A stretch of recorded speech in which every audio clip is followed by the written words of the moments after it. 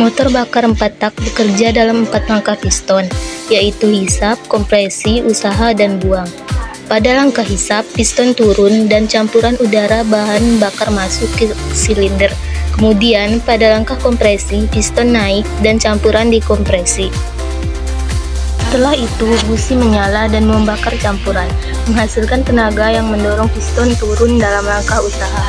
Terakhir, pada langkah buang, piston naik dan mendorong gas sisa pembakaran keluar dari silinder. Motor 4 tak menghasilkan tenaga setiap 2 putaran poros engkol, sehingga lebih efisien dan ramah lingkungan dibanding motor 2 tak. Motor bakar 2 tak menyelesaikan satu siklus kerja dalam 2 langkah piston, kompresi dan usaha.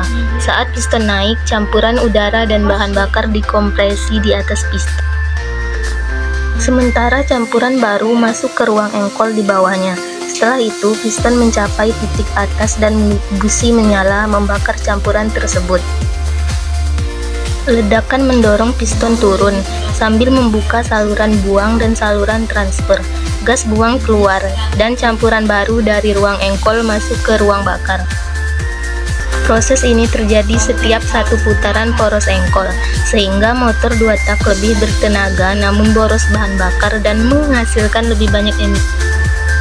Cara kerja motor bakar 4 tak pada traktor roda 4 dimulai dari proses hisap, kompresi, pembakaran, dan buang.